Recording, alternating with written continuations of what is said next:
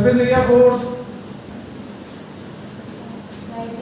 Light radiation fifth,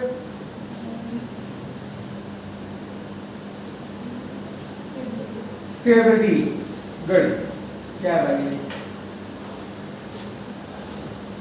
और burger वाले कौन कौन थे? सुनिधि, ये सब बोलो।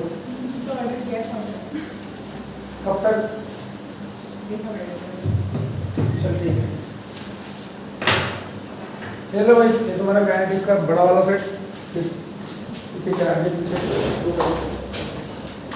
नंबर में काफी करेगा। एक अपने पास रख लो, बाकी पीछे पास कर दो, ना कुछ मुझे देते हैं।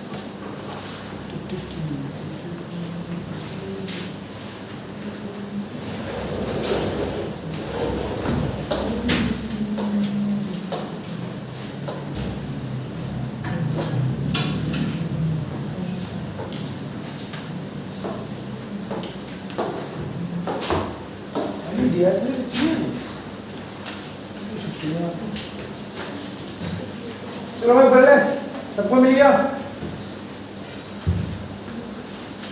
सबको मिल गया? नीचे पास कर दो, और जो एक्स्ट्रा होंगे वो रख दो देना। और जो बेटा ये सेट है तुम्हारे पूरे चैप्टर का। ला बेटा, ये पूरे चैप्टर का सेट है, ठीक है?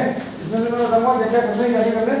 ये टॉपिक बन गए, देखो पहला वाला जो है, पहला जो टॉपिक है रेट ऑफ रिएक्शन स्टिचियोमेट्री कोएफिशिएंट, इसके 12-13 क्वेश्चन होंगे।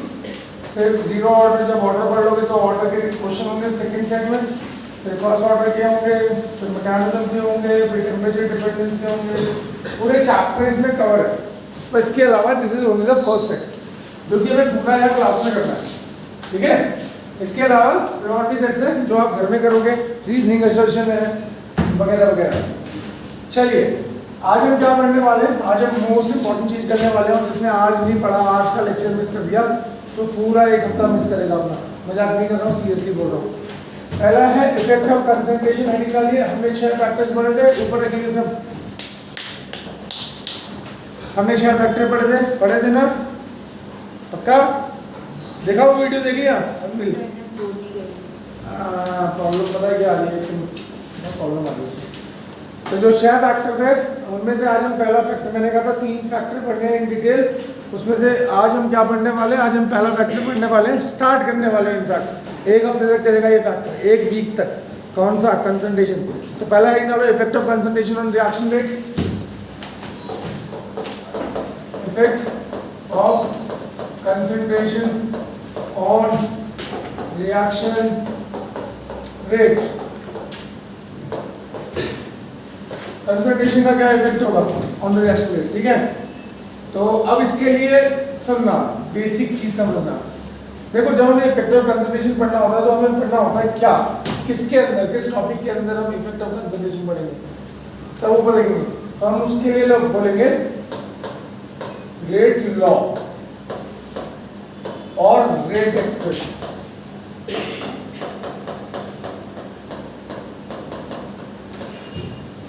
तो पहला सवाल, अगर आपको बोले कि रेट लॉ क्या है, तो आप बोलोगे ये एक एक्सप्रेशन है जो हमें कंसंट्रेशन का, इफेक्ट ऑफ कंसंट्रेशन किसकी? रिएक्टेंट्स की कंसंट्रेशन की बात हो रही है, प्रोडक्ट्स की बात नहीं हो रही।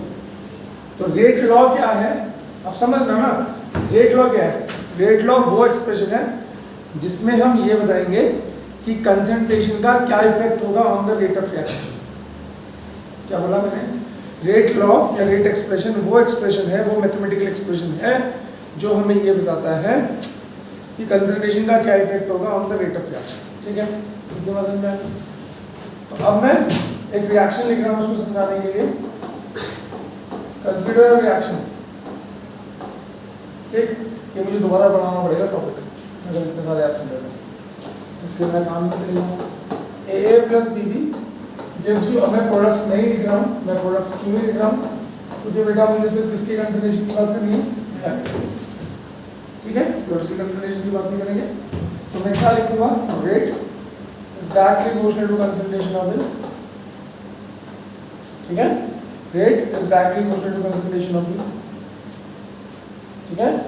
और rate is equal to K concentration of A, या आप इसको और लिखेंगे तो rate is directly proportional to concentration of A into concentration of B, ठीक। और इसको क्या लिख सकते हैं, इसको इक्वालिटी में कन्वर्ट करना है तो क्या लिखते हैं, rate is equal to K concentration of bill. ठीक है। अब ऊपर लिखना, के को हमने क्या बोला, के को बोला रेट कांस्टेंट।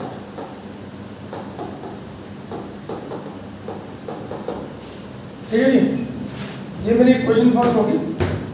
अब इक्वेशन फर्स्ट को मैं बोलता हूं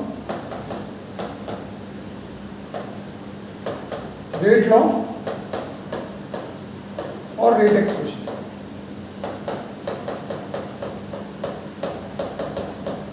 अब देखो, अब इतनी सी चीज सिखाने के लिए आधा घंटा चाहिए, हाफ एन आवर सिर्फ ये सिखाने के लिए।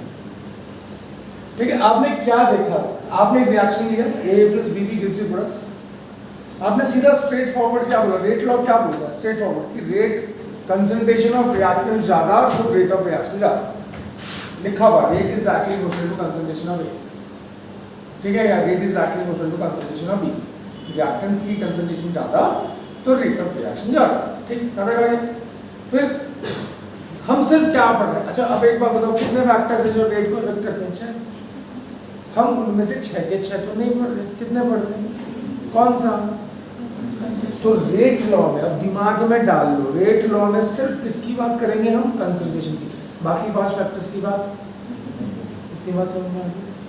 अब मुझे बताओ इसका क्या होगा, ये तो कहीं नहीं लिखा मैंने, लिखा नहीं, स्मॉल और स्मॉल भी कहीं लिखा है, नहीं लिखा है ना बच्चों। अब मुझे बताओ ये कहाँ जाएंगे, आएंगे नहीं आएंगे, आएंगे तो कहाँ आएंगे,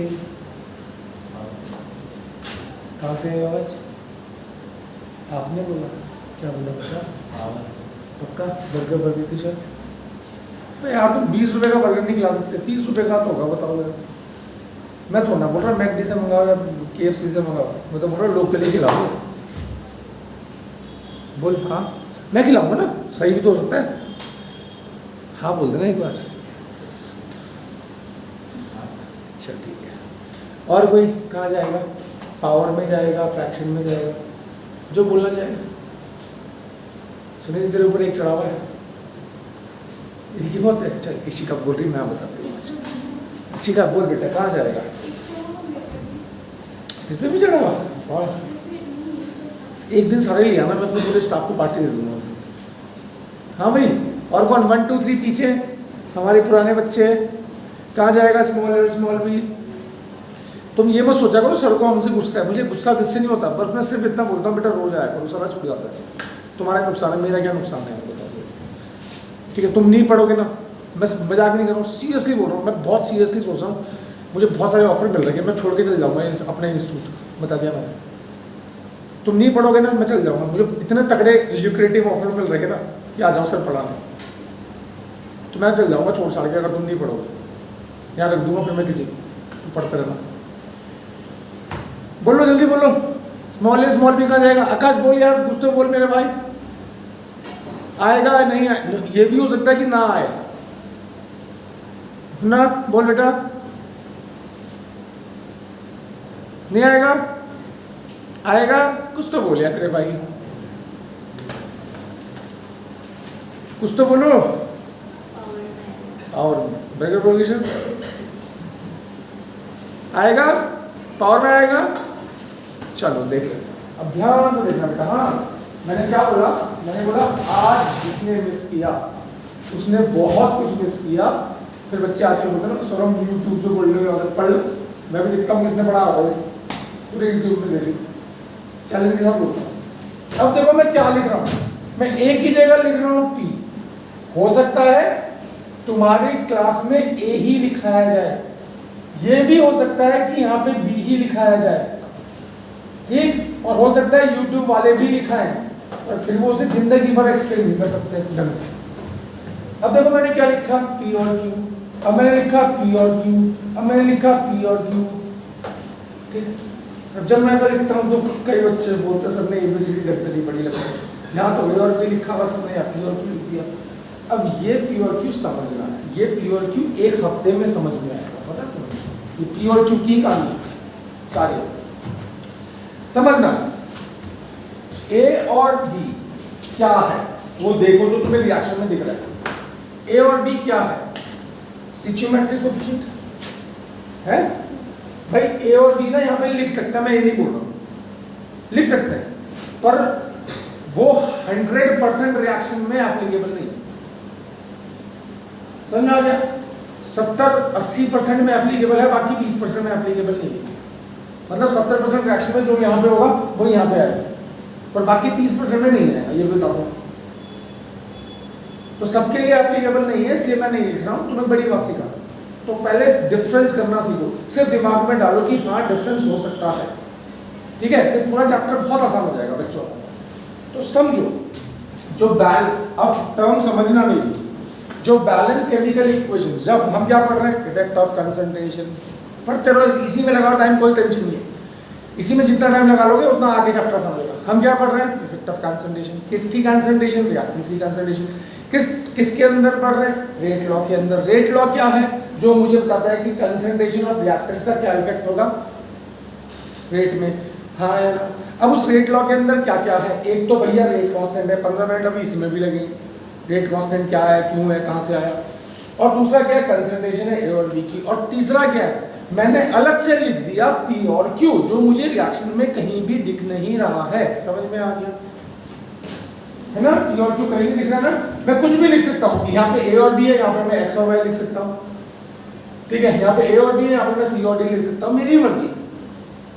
बट मैं क्या शो कर रहा हूँ कि यहाँ पे जो कंसंट्रेशन टर्म है, मैं उससे, अच्छा ए और बी क्या है? Concentration terms.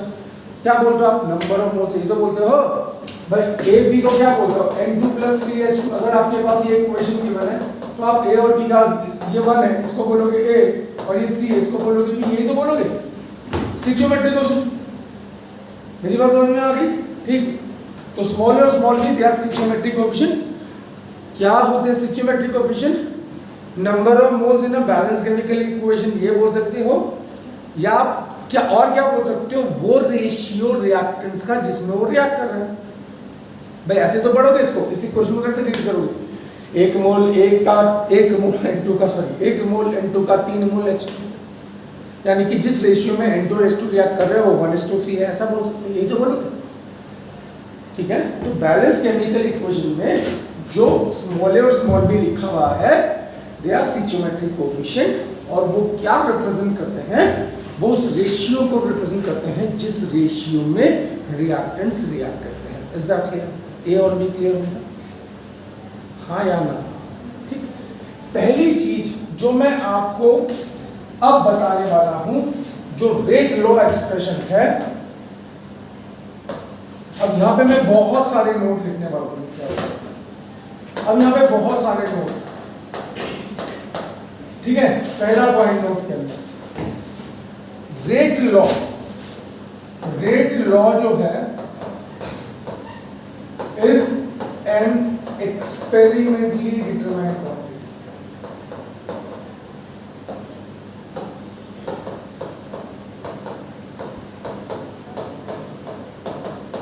अब ये सारे पॉइंट्स आपके लिए बहुत इंपॉर्टेंट है।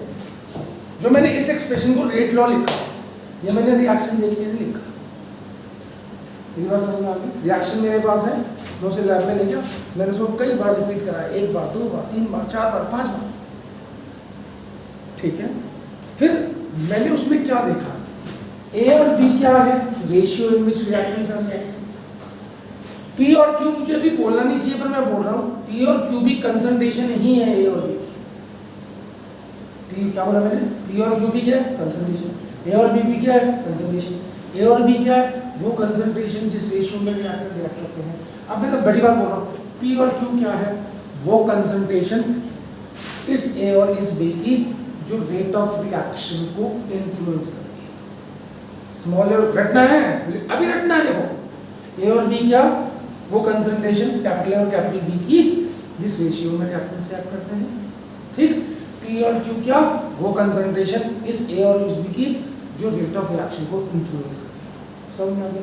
थ्योरेटिकली समझ में आया कि डिफरेंस है, बोलने में डिफरेंस है। ये वो जिस रेशियो में, बोलो ना, जब तक बोलोगे नहीं तो रटोगे कैसे? जिस रेशियो में रिएक्ट करते हैं, कौन? रिएक्टेंट्स। पी और क्यू क्या? वो कंसंट्रेशन जो इन्फ्लुएंस करती है। क्या इन्फ्लुएंस करती है? अब समझो, इन्फ्लुएंस करती है। अब ये इन्फ्लुएंस से सीखना एक हफ्ते, वही तो बोल रहा हूँ मैं, इसी को तो सीखना है। मैकेनिज्म सीखना है, कैसे आता है, और मैथमेटिकल मेथड सीखने हैं, मैकेनिज्म से सीखना है, बहुत कुछ सीखना है। अब ये सारा काम इस प्योर क्यू की है। इतनी बात समझ में आ गई? तो रेट लॉ को मैंने क्या बोला? रेट लॉ के अंदर कौन, ये पी और क्यू का क्या आया? पी और क्यू को क्या बोला? Concentration of reactants which influences the rate of reaction. आ गया? पी और क्यू किसके अंदर आता है? रेट लॉ के अंदर। Rate law can not be written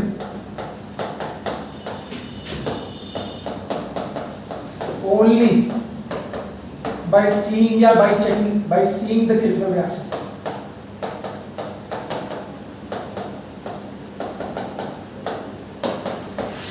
समझो, आप रेट लॉ को रिएक्शन देख के नहीं लिखते।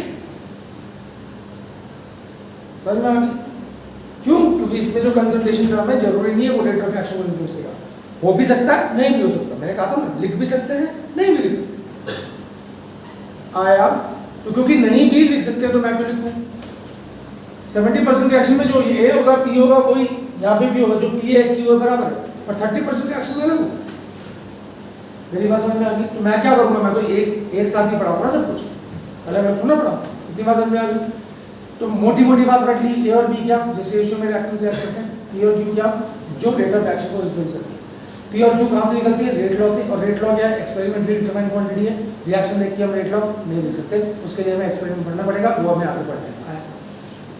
मोटी बात समझ में आ गई? मोटी मोटी बात समझ में आ गई? हाँ या ना? ठीक। अब आते हैं के पे। के को क्या लिखा गया? के क्या है? Rate constant. ये दो नोट है, ये थ्योरी के लिए आपके बहुत जरूरी है। के क्या है? रेट कांस्टेंट है। क्या? वो तो मुझे ही पता है कांस्टेंट। देखो अब समझ लो। फ्रॉम इक्वेशन फर्स्ट, ये थर्ड पॉइंट है मेरा।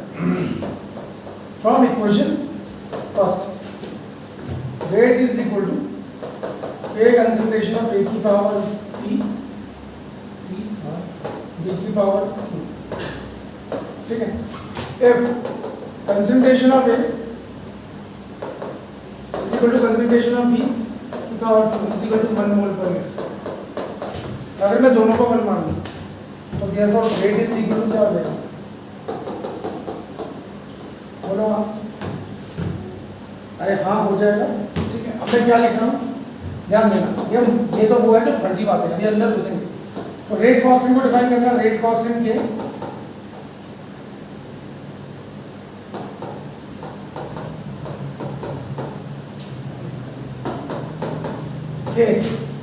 Is equal to the rate of reaction when concentration of reactants is unit.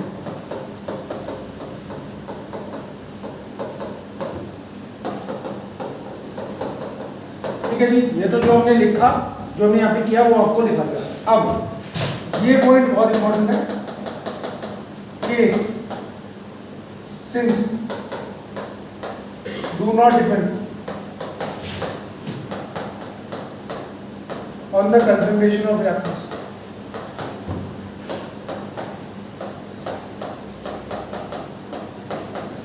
therefore called specific reaction rate। अब समझना, जिसको नहीं आएगा अभी बोल देना। क्या पढ़ रहा हूं मैं? फिर दोबारा से आप मुझे बताओ क्या पढ़ रहा हूं? Rate of concentration. इस एक्सप्रेशन में जो इक्वेशन फर्स्ट है, क्या नाम है इस एक्सप्रेशन का? गुड, क्या बात है, ये चाहिए बस। रेट लॉ, उसमें सिर्फ कौन सी टर्म्स है? कितने फैक्टर हैं जो रेट ऑफ रिएक्शन को इफेक्ट करते हैं? 6। हम कौन सा पढ़ रहे हैं? तो बाकी 5 फैक्टर तो नहीं है ना इसके अंदर, है ना? है कहीं इस एक्सप्रेशन के अंदर है कहीं बाकी 5 फैक्टर? नहीं है ना? है, पता है किसके अंदर है? वो के अंदर। अब इस लाइन को पकड़ लो, मैं मजाक नहीं कर रहा हूँ, दिस इज अल्टीमेट। अगर आपने ये चीज दिमाग में रख ली, आप खुद देखना, जब मैं न्यूमेरिकल कराऊंगा मैं बोलूंगा देखो बेटा मैंने बताया था यहाँ पे भी यूज हो रहे हैं, यहाँ पे भी यूज हो रहे हैं, यहाँ पे भी यूज हो रहे हैं। मजाक नहीं कर रहा हूँ, जिसको अच्छी केमिस्ट्री आती है ना उसको ये बेसिक बहुत बहुत अच्छे से आता है। अब के को आप हमेशा क्या बोलोगे, अंदर तो घुसो उसके, समझो। हमने बोला इस एक्सप्रेशन से हम एक फैक्टर का इफेक्ट बता रहे हैं ऑन रेट, ठीक, और वो फैक्टर कौन सा है, कंसंट्रेशन, ठीक है। अब खुद सोचो, मैंने इसको बोला सुनिधि को, मैंने बोला बेटा रिएक्शन है कोई भी, वही ए प्लस बी बी, बता मुझे कि ए की कंसंट्रेशन जब और बी की कंसंट्रेशन जब एक एक मोल होगी तो रेट क्या होगा, ठीक। फिर मैंने बोला जब दो दो मोल होगी तो रेट क्या होगा, मेरी बात समझ में आ रही है। फिर मैंने बोला जब तीन तीन मोल होगी तो रेट क्या होगा, जब चार चार मोल होगी तो रेट क्या होगा, मैंने बोला पाँच पाँच मोल होगी तो रेट क्या होगा। मैंने इसको बोला कि तूने ये रिएक्शन करना है बेटा, और इस रिएक्शन को पांच भिन्न भिन्न concentration, that is different concentration लेके करना है। समझ में आ गया, ये समझ में आ गई। और तेरे पास क्योंकि पांच अलग अलग कंसंट्रेशन है तो पांच अलग अलग रेट्स आएंगे, ऑब्वियसली बात है, concentration is directly proportional to rate. If you are increasing the concentration from 1 mole per liter to 5 mole per liter, तो you are obviously बात है you are getting the different rates, हाँ या ना, मेरी बात समझ में आई पक्का। अब खुद सोचो ये क्या कर रही है। अभी मैंने इसको क्या काम दिया है, इस बच्ची को मैंने अपना दिमाग चलाना है और फुल कंसंट्रेशन से सुनना है कि कंसंट्रेशन का क्या इफेक्ट है ऑन द रेट, ये बोला हाँ या ना। अब कंसंट्रेशन के अलावा कितने फैक्टर्स हैं जो रेट ऑफ रिएक्शन को इफेक्ट करते हैं। अब वो क्या कर रही है, मेरी बात को बहुत सीरियसली लेके पांच अलग अलग रिएक्शन कंसंट्रेशन लेके पांच अलग अलग रेट्स निकाल रही है। इसने एक एक्सपेरिमेंट कंप्लीट किया, ठीक है, दूसरा एक्सपेरिमेंट कंप्लीट किया, तब तक इसके दोस्त आ गए, ठीक है। इसने क्या किया, ये फिक्स टेम्परेचर पे कर रही थी रिएक्शन, इसने आगे गैस का नोजल बढ़ा दिया, खुराफाती दिमाग, ठीक। ये दो स्टेप इसने कर लिए, 1 मोल पर लीटर लेके कर लिया, 2 मोल पर लीटर लेके कर लिया, अभी 3 मोल पर लीटर लेके कर रही है। समझ में आ रही है मेरी बात, समझ पा रहे हो, ठीक है। तो ऑब्वियसली बात है, when she is checking the effect of concentration on the reactive rates, तो उसके अलावा जो 5 फैक्टर हैं जो रेट ऑफ रिएक्शन को इफेक्ट करते हैं वो सारे क्या होने चाहिए, कांस्टेंट, हाँ या ना, ठीक। अब ये तीसरा एक्सपेरिमेंट कर रही थी जब तीनों की कंसंट्रेशन, दोनों रिएक्टेंट्स की कंसंट्रेशन ये 3-3 मोल लेके कर रही थी, तब तो इसकी दोस्त आ गई, उसने टेम्परेचर बढ़ा दिया, ठीक है। तो अब क्या होगा, जो रिजल्ट इसका आएगा वो एग्जैक्ट रिजल्ट नहीं आएगा, वो इफेक्ट ऑफ कंसंट्रेशन को एग्जैक्टली नहीं बताएगा। क्यों, क्योंकि she has change the temperature. अब उसमें दो फैक्टर चेंज हो गए, एक कंसंट्रेशन चेंज हो गई और एक क्या चेंज हो गया, तो result exactly effect of concentration का नहीं आएगा। मेरी बात पकड़ पा रहे हो, हाँ या ना। तो मैं क्या बोल रहा हूं, रेट लॉ से आप सिर्फ एक चीज पढ़ते हैं, क्या बोला मैंने, रेट लॉ से आप सिर्फ एक चीज पढ़ते हैं, इफेक्ट ऑफ कंसंट्रेशन। और जब आप एक फैक्टर को पढ़ते हैं तो बाकी 5 फैक्टर उस समय बिल्कुल कांस्टेंट होने चाहिए, एग्जैक्टली, हाँ या ना। तो मैं बोल रहा हूं वो जो 5 फैक्टर्स हैं कंसंट्रेशन के अलावा जो रेट ऑफ रिएक्शन को इफेक्ट करते हैं वो के अंदर समा दिए हैं। समझो, अल्टीमेट चीज है ये, वो के अंदर। हमने बोला के, अब देखो मैं, मेरी लैंग्वेज है, किसी भी बुक में ढूंढ लेना नहीं मिलेगी। मेरे से पूछोगे के क्या है, तुमसे पूछेंगे के क्या है, किसी भी बुक में लिखा होगा के, ये लिखा होगा। मेरे से पूछोगे के क्या है, सर आप बोलो के क्या है, मैं बोलूंगा के इज ए कॉम्बिनेशन। देखो मेरी डेफिनेशन कहीं नहीं मिलेगी, के is a combination of all such factors other than concentration. ये मैंने खुद घुसने के बाद अपने आप बनाई है। के क्या है, उन 5 फैक्टर्स का कॉम्बिनेशन है, कंसंट्रेशन को छोड़ के, कंसंट्रेशन को छोड़ के, जो रेट ऑफ रिएक्शन को इफेक्ट कर सकते हैं। Is that clear? K is a combination of all such factors other than concentration which may increase the rate of reaction. ये मेरी लाइन है, खुद लिखी, ठीक। अगर मैंने बोला कि जब हम इफेक्ट ऑफ कंसंट्रेशन पढ़ रहे हैं और रेट लॉ में पढ़ रहे हैं, ठीक, तो उस समय पर बाकी 5 फैक्टर्स क्या होने चाहिए, आया समझ में आ गया। तो वो बाकी 5 फैक्टर किसके अंदर समा रखे, इसलिए लिखा के, इसीलिए किसी भी रिएक्शन का कांस्टेंट इसीलिए आता है, समझ में आया। क्योंकि जब हम कांस्टेंट लिखते हैं तो हम सिर्फ एक फैक्टर की स्टडी कर रहे हो, बाकी सारे फैक्टर्स क्या होने चाहिए। तो के अंदर कौन कौन से फैक्टर्स हैं कंसंट्रेशन के अलावा। अब सोचो, तो के क्या है, के के अंदर कौन कौन सा मारेंगे कंसंट्रेशन के अलावा। अब देखो सेकंड लाइन क्या लिखी मैंने, सेकंड लाइन क्या लिखी, सेकंड लाइन क्या लिखी, के do not depend upon concentration. भाई इसमें क्या है, कंसंट्रेशन तो अलग से है ना, के अंदर तो नहीं है आया, पर क्या के अंदर टेम्परेचर है, हाँ है, के अंदर कैटलिस्ट है, हाँ है, के अंदर सरफेस एरिया है, हाँ है, के अंदर फोटोकेमिकल लाइट है, हाँ है, हाँ है। अब सीखो, देखो अब इससे सीखने को क्या मिलेगा, मैं इतना टाइम क्यों लगा रहा हूं उसमें, अब सीखना। तो पहली बात, एक बोर्ड का पहला क्वेश्चन था डिफाइन स्पेसिफिक रिएक्शन रेट, पहला क्वेश्चन था ये बोर्ड का। बेटा तू कभी छुट्टी नहीं मारती और तूने आज ऐसे दिन छुट्टी मारी जब मैं इतनी अल्टीमेट चीज बता रहा हूँ। चलो कोई बात नहीं, बैठ रहे थे, वीडियो जरूर देख लीजिए, ठीक है। अब इतनी बात समझ आ गई। अब मुझे बताओ, अगर मैं कंसंट्रेशन चेंज करता हूँ, if she is changing the concentration 1 mole 2 mole 3 mole 4 mole 5 mole, will के चेंज? नहीं, हाँ या ना? अब देखना ये कितने न्यूमेरिकल में काम आएगी, अभी लिख के दे रहा हूँ। अगर किसी भी एक रिएक्शन कोई कर रही है और उसमें भिन्न भिन्न कंसंट्रेशन ले रही है 1 2 3 4 5 6, क्या के चेंज होगा? नहीं होगा। पर अगर तुम टेम्परेचर चेंज करोगे तो क्या के चेंज होगा? अगर तुम कैटलिस्ट चेंज डालोगे, एक रिएक्शन विदाउट कैटलिस्ट हो रहा है, एक विद कैटलिस्ट हो रहा है, तो क्या के चेंज होगा? हाँ होगा। अब लिख के ले लो, जितने तुम मैथमेटिकल डेरिवेशन करोगे टेम्परेचर के रिगार्डिंग, कैटलिस्ट के रिगार्डिंग, उसमें K1 K2 K3 आएंगे। पर जितने भी तुम न्यूमेरिकल करोगे जिसमें कंसंट्रेशन चेंज हो रही होगी और हर न्यूमेरिकल में तुम्हारी कंसंट्रेशन चेंज होगी, उसमें कभी के चेंज। अब ये सिखाना, अब इसे भूल जाओगे तो तुम्हारे लिए। अब मैं इतनी सारी चीजें लिखा नहीं सकता, मैं सिर्फ ये लिखा सकता हूं कि क्योंकि किताब में भी इतना लिखा हुआ है, के do not depend upon concentration, but बाकी फैक्टर डिपेंड अपॉन कंसंट्रेशन। इतना याद है, आई बात समझ पक्का? तो क्या सीखा? मैंने कहा था ना आज बहुत टाइम लगेगा सिखाने में। मैंने क्या सीखा? अब 1 मिनट दोबारा रिवाइज करना है, क्योंकि रेट लॉ किसी को नहीं आता, मजाक नहीं कर रहा हूँ, सीरियसली बोल रहा हूँ, किसी को नहीं आता। रेट लॉ में क्या है, ऐसे ऐसे लिखते हैं, बस ये आता है, ऐसे ऐसे लिखते हैं, उसके अंदर घुस के किसी को नहीं आता, वो सीखना है। तो मैंने क्या बोला दोबारा, हम क्या पढ़ रहे हैं? हम इफेक्ट ऑफ कंसंट्रेशन पढ़ रहे हैं। किस पे? कंसंट्रेशन किसकी? रिएक्टेंट्स की। किस पे? Rate of reaction. तो हमने उसको पढ़ने के लिए क्या लिखा? Rate law, rate expression. ये क्या है? ये क्या है? ये इस लाइन को अंदर, इस लाइन को कभी नहीं भूलना। क्या है ये? उसके बाद क्या लिखा? Can not be written merely by checking the chemical reaction. कहा था रिएक्शन देख के आप रेट लॉ, उसके लिए आपको एक्सपेरिमेंट करना ही होगा। जैसे ये कर रही है, अलग अलग कंसंट्रेशन लेके अलग अलग रेट्स निकाल रही है, वही करना पड़ेगा तुम्हें लैब में जाके, तभी आप रेट लॉ लिख सकते हो किसी भी केमिकल रिएक्शन। समझ में आ गया? रेट लॉ मुझे क्या बताता है? मुझे क्या बताता है? रेट रखना है, कंसंट्रेशन ऑफ रिएक्टेंट्स का क्या इफेक्ट होगा on the rate of reaction.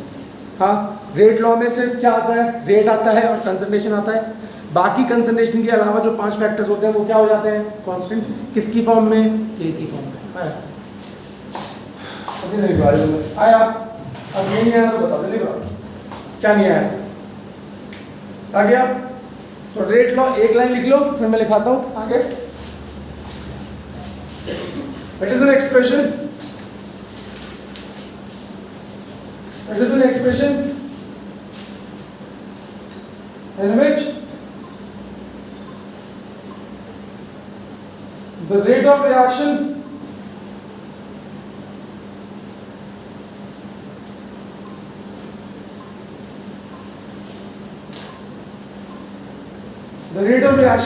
is written in terms of concentration of reactants.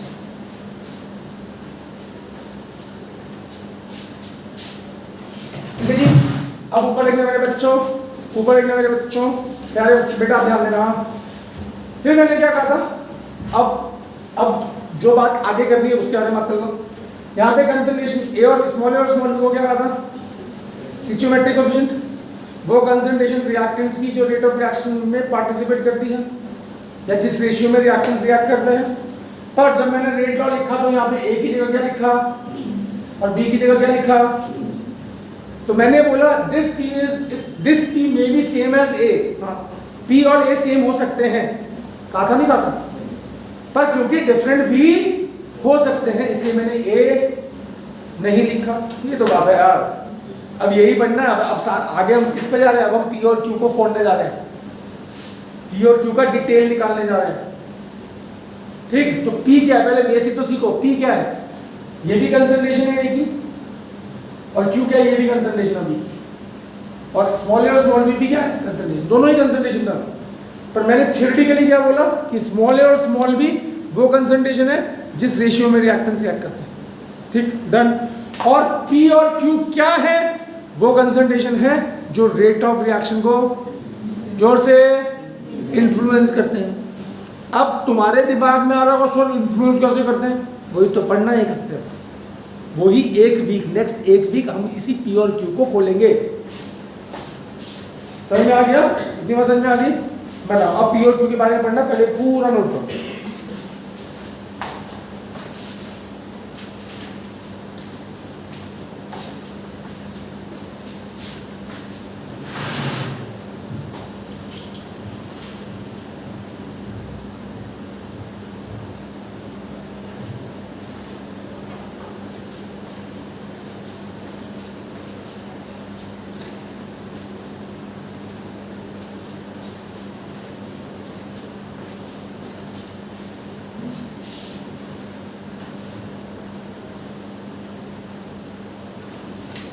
किसको नहीं मिला है? कोई कॉल लेट आया हो तो आप ही आए ना, बाकी सबके पास में से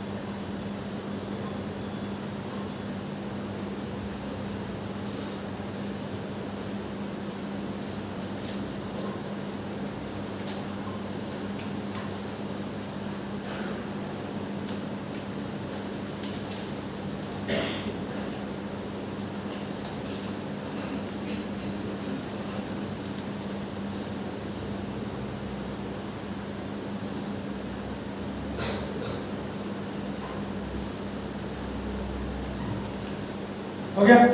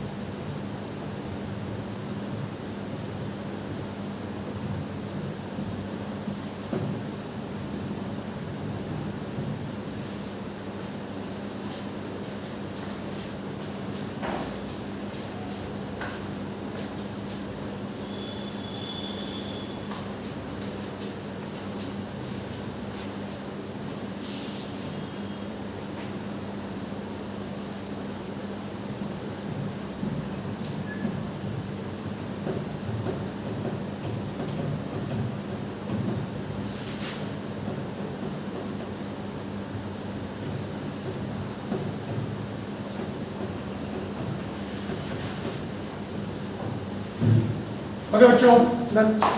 हाँ बेटा, यूनिटी का मतलब है,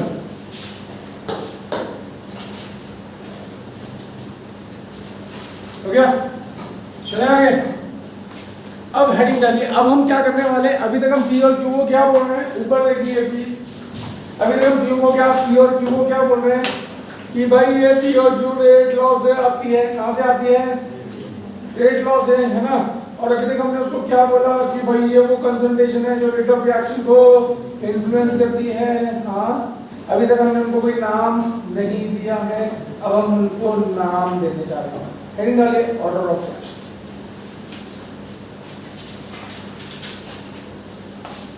ऑर्डर ऑफ रिएक्शन,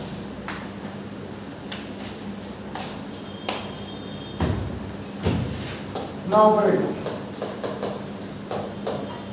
ये काम मैं पहले भी कर सकता था, जब मैंने पहले वाली इक्वेशन लिखी फिर नहीं, इसको अलग से पढ़ेगा। मैं दोबारा से वही इक्वेशन लिख रहा हूँ, ए प्लस बी बी के प्रोडक्ट्स की हमें जरूरत नहीं है क्योंकि हम कंसंट्रेशन ऑफ रिएक्टेंट्स पे काम कर रहे हैं। मैं रेट को क्या लिखूंगा, rate is directly proportional to concentration of A की power P, rate is directly proportional to concentration of B की power Q, rate is directly proportional to concentration of A की पावर पी बी की power Q. कोई बात नहीं, rate is equal to K concentration of A की power P B की power Q. ठीक, ये हमारी equation number first. Equation first को क्या बोलते हैं, दोबारा से लिखना है सारा, इट्स कॉल्ड रेट लॉ, और इसी को क्या बोल सकते हैं, रेट एक्सप्रेशन। ठीक है जी। अब आते हैं वापस, now what is P. P is not the stoichiometric coefficient. Stoichiometric coefficient तो क्या है, A और B है ना।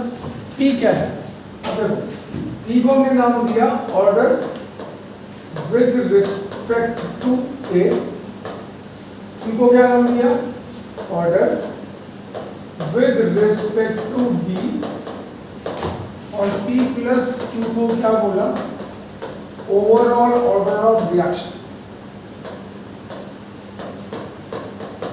इस पूरे रिएक्शन का ओवरऑल ऑर्डर है P प्लस Q। ठीक, समझ में आ गया। तो अब अगर मेरे से पूछा नाम, अब हमने सिर्फ नाम दिया है, जो पढ़ रहे थे वो हमने ऑलरेडी पढ़ लिया। अगर मैं बोलूँ P क्या, हम बोलेंगे कैपिटल A की वो कंसंट्रेशन जो रेट ऑफ रिएक्शन को इन्फ्लुएंस करेगी। अब इन्फ्लुएंस याद रखो बस, वो इन्फ्लुएंस ही पढ़ना है अगले वीक, नेक्स्ट पूरे वीक चैप्टर में, मंडे से फ्राइडे तक यही पढ़ना है। ठीक है। Q को मैंने क्या बोला, मैंने बोला B, कैपिटल B की वो कंसंट्रेशन जो रेट ऑफ रिएक्शन को इन्फ्लुएंस करेगी। कैसे करेगी आगे पढ़ना है। ठीक है।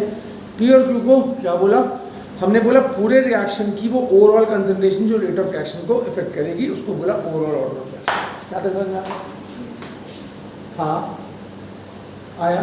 तो ऑर्डर को क्या बोलेंगे, अगर मैं बोलूँ डिफाइन ऑर्डर ऑफ रिएक्शन, अगर मैं बोलूँ ऑर्डर क्या, ऑर्डर क्या,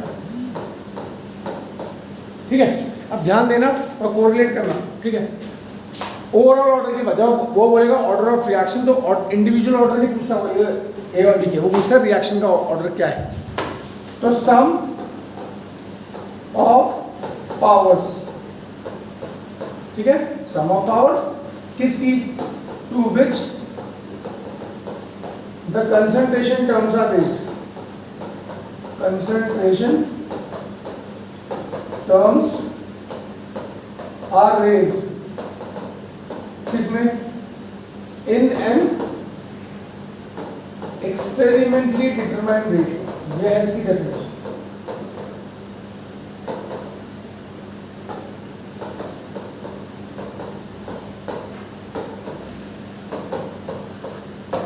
समझो, मैंने आपको क्या बोला था, ये जो एक्सप्रेशन निकलता है ये एक्सपेरिमेंट से निकलता है। हाँ, तो ये जो एक्सप्रेशन निकला एक्सपेरिमेंट से, जिसको कि हम रेट लॉ बोलते हैं, उसमें जो रिएक्टेंट्स की जो कंसंट्रेशन है, कंसंट्रेशन की जो पावर्स है, उनके सम को बोलते हैं ऑर्डर। हाँ, ये तो लिखा, ये लिखा ना भाई, पक्का। ठीक, जो एक्सपेरिमेंटली डिटरमाइंड रेट लॉ में, उसमें जो रिएक्टेंट्स है उनकी जो पावर है उसके सम को, ये तो बोला सम ऑफ पावर्स, ये तो बोला नहीं बोला, सम ऑफ पावर्स किसकी, to which the concentration terms are raised, concentration terms में जो हमने रेस की है, किस कहां से? रेट लॉ में। इतनी बात समझ में आ गई? पक्का पक्का।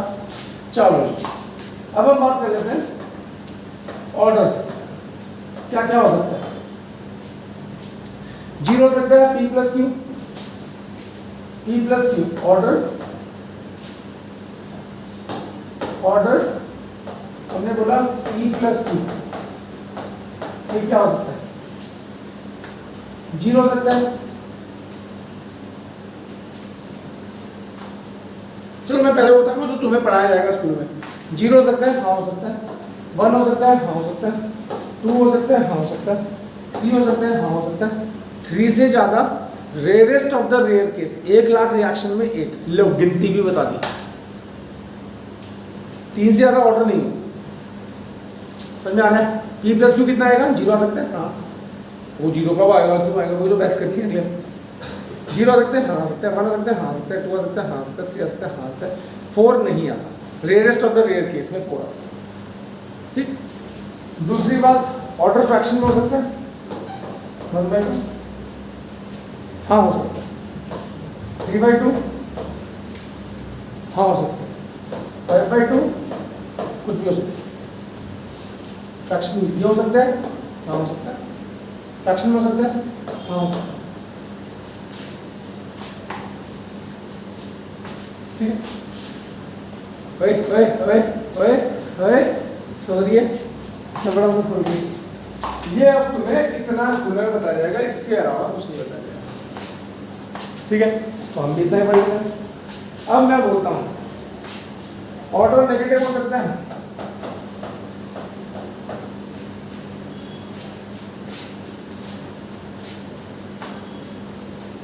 अभी थोड़ा एडवांस इंफॉर्मेशन है और जितना मैं लिखूंगा वो सब तुम खुद प्रूव करोगे, मैं कुछ नहीं करूंगा, मैं सिर्फ सिखाऊंगा ऑर्डर कैसे निकालना। और जब तुम करोगे तो तुम बोलोगे तुम खुद करोगे और बड़े प्यार से करोगे, कोई माहौल नहीं है, बड़े प्यार से सीखोगे, क्योंकि ऐसा नहीं कि बहुत बड़ी रॉकेट साइंस। नेगेटिव हो सकता है। अब अगर तुम अब देखना ध्यान से, ये सवाल मैं पहले बोलता हूँ, ऑर्डर नेगेटिव हो सकता है। आप किसी से पूछोगे वो बोलेगा नहीं, 100% आंसर होगा नहीं, आंसर है हो सकता है।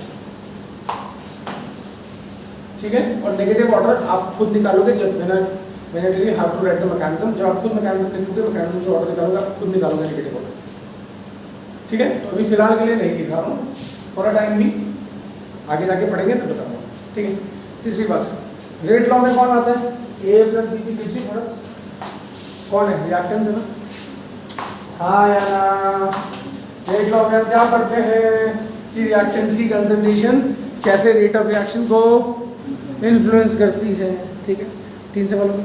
चौथा सवाल, क्या प्रोडक्ट्स रेट लॉ में आ सकते हैं? ये सब वो सवाल है जो तुम्हें पूछने अपने स्कूलों में, और हिम्मत होती नहीं अपने टीचर से, डरते हो प्रैक्टिकल के नंबर कट जाएंगे, ऐसे तुम पूछते नहीं हो। क्या करो ना, क्या है, नॉलेज तो गेन करनी है। हाँ भाई, क्या प्रोडक्ट्स रेट लॉ में आएंगे? अब सबका आंसर होगा नो, मेरा आंसर है yes, it can be possible. Products are also influencing the rate of reaction. क्यों? रिएक्शन रिवर्सिबल नहीं होते क्या? रिएक्शन रिवर्सिबल होते हैं मेरे बच्चों। काइनेटिक्स में हम कभी रिवर्सिबल रिएक्शन नहीं पढ़ते, पर क्या रिएक्शन रिवर्सिबल हो सकता है? काइनेटिक्स यार इटली में इतना बड़ा चैप्टर है यार, इतना मुश्किल चैप्टर है, हो सकते हैं। हाँ, तो अगर रिएक्शन रिवर्सिबल है तो प्रोडक्ट्स रेट ऑफ रिएक्शन को इन्फ्लुएंस कर सकते हैं, और प्रोडक्ट अगर इन्फ्लुएंस कर सकते हैं तो वो रेट लॉ में आएगा। तो क्या प्रोडक्ट्स रेट लॉ में आ सकते हैं? हाँ आ सकते हैं। कब? अगर रिएक्शन क्या है? क्या है? मेरी बात समझ में आ गई? पक्का? चौथी बात, ऑर्डर क्या है? देखो मैं लिखा नहीं रहा हूँ, मैं लिखा होता है ना जितना मैं किताबों में पढ़ने को मिलेगा, स्कूल में पढ़ाएंगे। अगर मैं कैटलिस्ट चेंज करता हूँ, सपोज एक रिएक्शन में मैंने क्या लिया, मैंने बोला A plus B gives you AB। यहाँ पे मैंने कैटलिस्ट खुद भी लिया, सिलिकॉन लिया, और A plus B gives you AB, वही रिएक्शन है, तो मैंने यहाँ पे लिया क्वार्ट्ज। ठीक है, reaction is same, reactants are same, products are same, only the catalyst is different. So what I am doing is I am changing the catalyst of a particular reaction. Will a change in catalyst, ध्यान से सुनना मैं क्या क्या बोल रहा हूँ, तो कल पूछूंगा मैं आपसे। तो my question is, मतलब change in catalyst. If I am changing the catalyst of a particular reaction, the reactants are same, products are same. I am not changing the reaction. I am only changing the catalyst. ठीक है? If I am changing the catalyst, will the order change?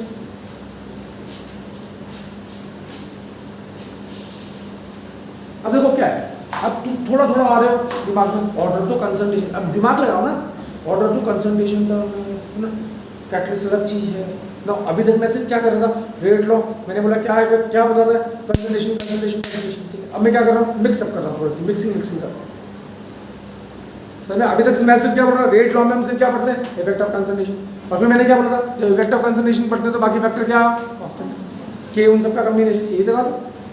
अब मैं थोड़ा सा और अंदर घुस रहा हूँ, मिक्सिंग करते हैं, क्या कैटलिस्ट चेंज होने पे ऑर्डर चेंज होता है? तो आप बोलोगे ना, मोस्ट ऑफ द केसेस में you will find the answer no, from most of the teachers the answer is yes, it can be possible, ठीक है। इनफैक्ट आपकी एनसीईआरटी में एक न्यूमेरिकल है, उसकी लैंग्वेज है कि the decomposition of ammonia over the platinum surface is of zero order, while on the quartz surface it is of first order. मतलब अमोनिया को जब मैं डिकम्पोज कर रहा हूँ प्लैटिनम के सरफेस पे तो उसका ऑर्डर कुछ और है, पर उसी अमोनिया को जब मैं डिकम्पोज कर रहा हूँ ओवर द क्वार्ट्ज, ये न्यूमेरिकल की लैंग्वेज है, थ्योरी में कहीं नहीं लिखा हुआ, क्वार्ट्ज सरफेस पे, तो वो ऑर्डर चेंज होकर जीरो से फर्स्ट आ जाता है, आया, ठीक है। तो वहाँ से वो प्रूव हो जाता है, क्योंकि एनसीईआरटी का क्वेश्चन है, तो वहाँ से वो प्रूव हो जाता है कि कैटलिस्ट चेंज करने पर ऑर्डर चेंज होता है। कैसे होता है आगे जाके पढ़ेंगे। तो मेरे ख्याल से मैंने ऑर्डर के बारे में अभी आपको थ्योरेटिकली बहुत सारी चीज़ें बता दी हैं। अभी आपको ऑर्डर के बारे में सुनते रहिए, कुछ नहीं करना, सुनते रहो। अभी आपने क्या बोला, ऑर्डर क्या है, रटना है ये अभी पता है क्यों, अभी आपको ना अजीब सा लग रहा होगा, मैं समझ सकता हूँ आपकी फीलिंग, आपके दिमाग में ना अजीब सा आ रहा होगा कि सर पढ़ा क्या रहे हैं, तो क्या है ऑर्डर। अभी जितना मैं बोल रहा हूँ सिर्फ उसको रटना है, लिटरली मैं कभी नहीं बोलता कि मुझसे रटने के लिए, अभी रटना है, क्योंकि वो जो बातें मैंने आपको बताई वो सब अब प्रूव होंगी। अब अगला एक हफ्ता उनको प्रूव करने का है। कई बार क्या होता है, हमारा दिमाग ना जब हम उस चीज़ों को प्रूफ हमारे सामने नहीं होता तो हमारा माइंड उसे एक्सेप्ट नहीं करता, हमारा मोटो और शॉर्ट बोलने जा रहे हैं, कौन सा है ये। जैसे आपका 11th में चैप्टर था एटॉमिक स्ट्रक्चर, अब एटॉमिक स्ट्रक्चर में क्या है, बहुत सारी चीज़ें प्रूव नहीं है, वेलोसिटी कहाँ से आया, रेडियस कहाँ से आया बोर का, ठीक है, एनर्जी कहाँ से आई वो प्रूव नहीं है, वो प्रूव एमएससी में, एनर्जी की इक्वेशन कहाँ से आई वो प्रूव एमएससी में जाके। तो जब हम बहुत सारी चीज़ें ऐसे लिखते हैं तो प्रॉब्लम ही आती है, ये आया कहाँ से भाई। तो वही अभी मैंने क्या कहा है, ऑर्डर के बारे में आपको सिर्फ बताया है कि ऑर्डर ऐसा है, ये होगा, अब आने वाले टाइम में बहुत सी प्रूव होगी। तो अगर आपको पीछे का क्लियर नहीं होगा तो फिर आगे क्या मालूम। तो दोबारा बोल रहा हूँ, ऑर्डर क्या, कंसंट्रेशन किसकी, रिएक्टेंट्स की, प्रोडक्ट्स की भी हो सकती है, अभी बात नहीं कर रहे, रिएक्टेंट्स की, जो क्या कर रही है, रेट ऑफ रिएक्शन को कहाँ से आई है, रेट लॉ से। और रेट लॉ क्या है, एक्सपेरिमेंट से निकलता है, थ्योरी रिएक्शन देख के नहीं बता सकते। अब देखना मैंने बताया, अब मैं तुमसे गलतियां करूंगा, मैं रिएक्शन लिखूंगा और रेट लॉ लिखूंगा तो बोलूंगा हौसला लिख सकते हैं, और फिर मेरे से श्लोक सुनोगे संस्कृत, ठीक है। रिएक्शन देख के रेट लॉ नहीं लिख सकते, ठीक, इतनी बात समझ में आ गई, पक्का। फिर मैंने बोला रेट लॉ ऑर्डर क्या क्या हो सकता है, ऑर्डर 0 1 2 3 हो सकता है, फ्रैक्शन में हो सकता है, 3 से ज़्यादा नहीं होता है, नेगेटिव नहीं होता है, आपको बोला जाएगा पर नेगेटिव हो सकता है, आप प्रूव करोगे, ठीक है। और कैटलिस्ट चेंज करने पे ऑर्डर चेंज हो सकता है, ठीक है बेटा। अब इसे नोट कर लो और नई गाड़ी दे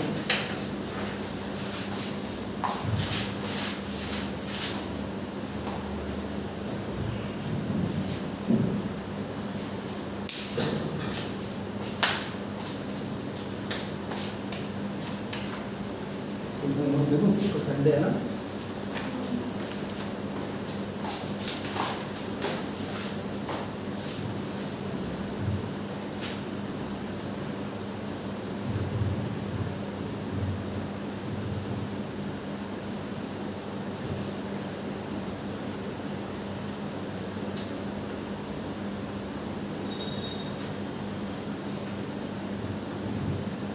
पहले 6 क्वेश्चन करके लाने, जो मैंने कल तक पढ़ाया है उसके ऊपर है 6 क्वेश्चन, पहले 6 क्वेश्चन उसके ऊपर है जो मैंने कल तक पढ़ाया 1 to 6, ठीक है। उसके आगे के फिर अब इसके ऊपर है, और बहुत इजी बच्चों वाले 1 to 6 क्वेश्चन करके लाने हैं, जो मैंने कल पढ़ाया था, कल क्वेश्चन आया था बिल्कुल उसी की कार्बन कॉपी है, बहुत इजी है, इसको नोट करके लाना, और मैं कॉपी चेक करूँगा। कल छुट्टी भी है तुम्हारी, संडे भी है, सही बोल रहा हूँ। 1 to 6 रखिएगा प्लीज।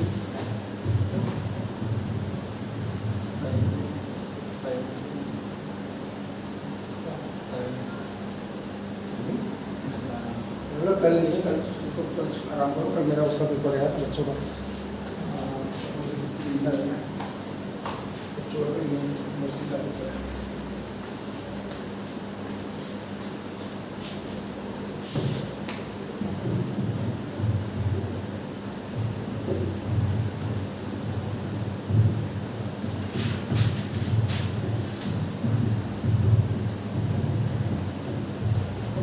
तो बर्गर का है क्या वो, और एक बार आगे बर्गर वाली 3 बर्गर हो गए, और इसका 5 इसके में से 4 हो गए। अरे चल लिखा है था।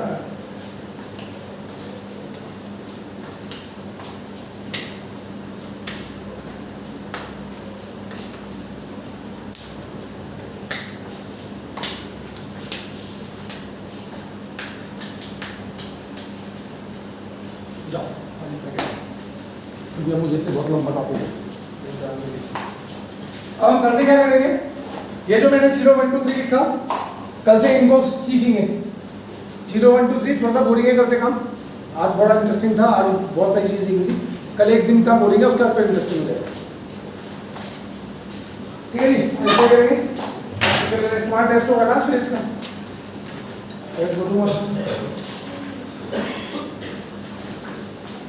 जो इसी की क्लास है।